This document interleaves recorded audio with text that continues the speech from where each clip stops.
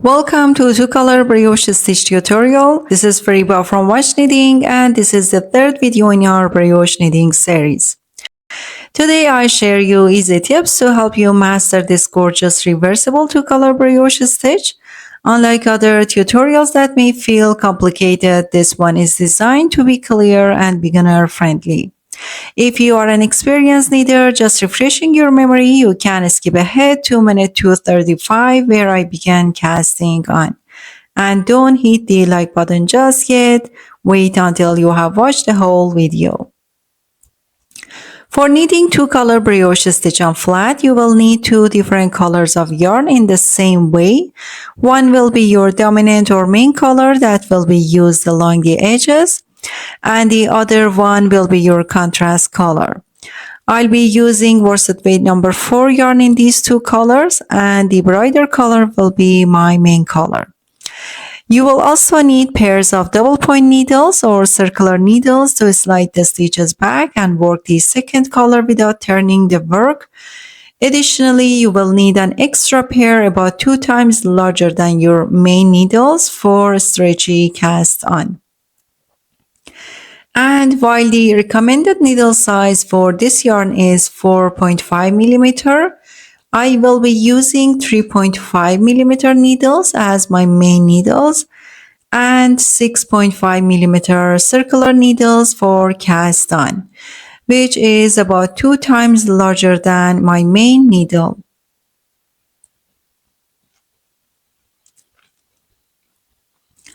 There are two ways to knit two-color brioche. One method begins with the single color cast on, then transition to alternating colors.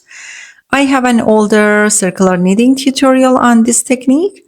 The other method, known as the symmetrical two-color brioche cast on, uses both colors alternately from the start. I have developed a technique for achieving perfect result, which I'll demonstrate shortly in this video. For any brioche stitch, always cast on fewer stitches than the pattern final count, since the first row increases the total by adding 1 stitch for every 2 stitches worked. To calculate the cast on, I take the required stitch count, multiply it by 2/3, and round it to the nearest even number.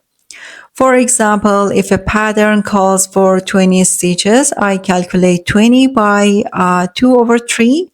That gives me 13.33, then round it to 14. Next, I split this number between the two colors, giving the dominant color 1 extra stitch. So for 14 stitches, I'd cast on 7 in the contrast color and 8 in the main color. For my two-color brioche flat, I use base multiple of 2 plus 1. Now let's cast on. If you are using circular needles like mine, cast on the contrast color first, as we'll push it to the other end later. Then cast on the dominant color. Now I will cast on 7 stitches with my contrast color. Tie the end. Push it back and then cast on 8 stitches with the main color. I make the cast on as loose as possible.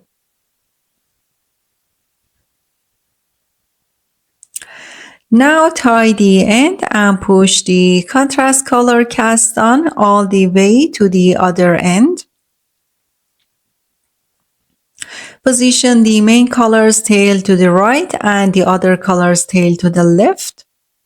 Begin with the dominant color using a smaller needle to slip stitches one by one. Your first and last stitch must be the dominant color.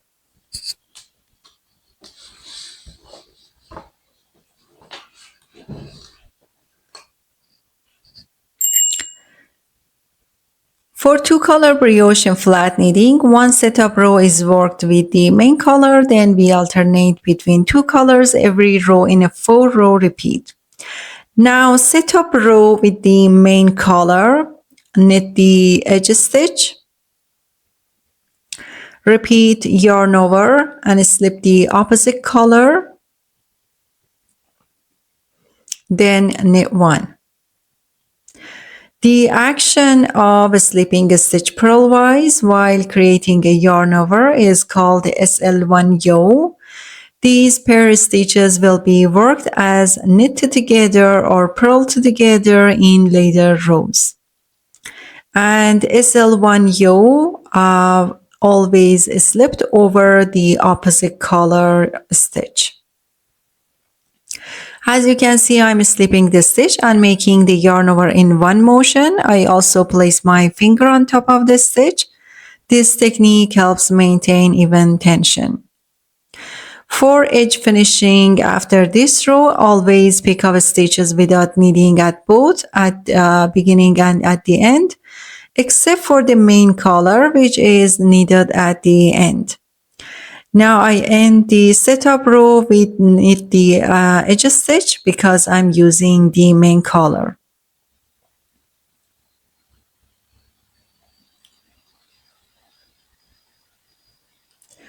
Now we are at row 1, switch to the contrast color. The setup row and row 1 are basically the foundation for the pattern we are building, the first row of each color. Now pick up the edge stitch and hold the main color yarn along with the right needle. Position the contrast color at the back. Repeat knit two together because there are paired stitches. And then slip 1 with yarn over. And again, as you can see here, slip 1 yarn over is opposite the color of the working yarn. As a general rule in brioche stitch, single stitches are worked as slip 1 yarn over or slip 1 yaw, while paired stitches are either knit or purl together. This knit together is commonly called brioche knit or BRK, and we refer to this row as the knit row. So here I end row 1 with a slip 1 yaw, which means I pick up the edge stitch with contrast color without knitting it. Now we switch to the main color for row 2. Pick up the edge stitch. Now as you can see, we have a single knit stitch in the opposite color. As mentioned before, when there is a single stitch, slip it with yarn over and then purl together. So the trick here is that when the single stitch is a knit stitch, the next step is to purl together. This purl together is commonly called as Brioche Purl or BRP, and this row is known as the purl row.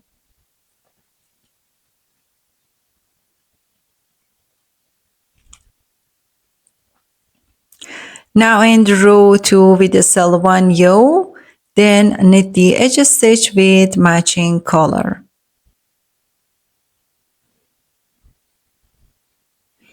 For row 3, use the contrast color, pick up the edge stitch. We have pair stitches here, and next to them there is a single knit stitch in the opposite color. Then we repeat purl together, slip 1 yaw until the end of the row.